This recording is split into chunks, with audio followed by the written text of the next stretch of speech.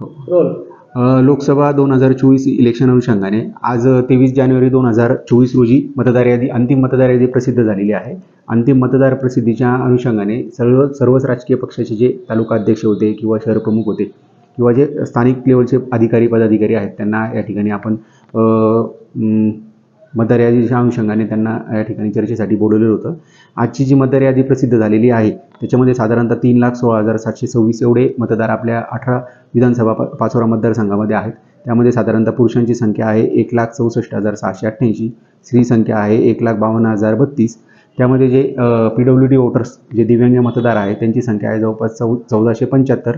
80+ जे वोटर्स आहे, 80 ज्यांचं वय 80पेक्षा जास्त आहे ते साधारणतः 9,555 इतके वोटर्स आहे.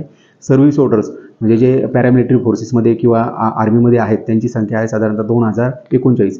एवढे सर्व मतदार आपल्या आजच्या या मतदार यादीमध्ये समाविष्ट झालेले आहेत. गेल्या वर्षभरामध्ये जो आपला संक्षिप्त पुनरीक्षण कार्यक्रम मतदार यादी संदर्भात चालू होता त्याच्यामध्ये साधारणतः 9,086 इतके नवीन मतदार ॲड झालेले आहेत. तर साधारणतः 4,420 इतके मतदार आपल्या आता डिलीट झालेले आहेत. आपल्याकडे साधारणतः 332 इतके मतदान केंद्र असणार आहे.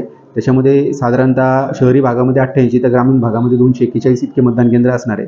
साधारणतः एक विचार केला तर आपल्याला पूर्णपणे निवडणूक प्रक्रिया पार पाडण्यासाठी साधारणतः 2,753 इतके सर्व कर्मचाऱ्यांची आपल्याला गरज आहे आणि सर्वच क्लास 1, क्लास 2, क्लास 3, क्लास 4 सर्वच कर्मचाऱ्यांचं प्रॉपर पद्धतीने आपल्या इथे नियोजन झालेलं आहे.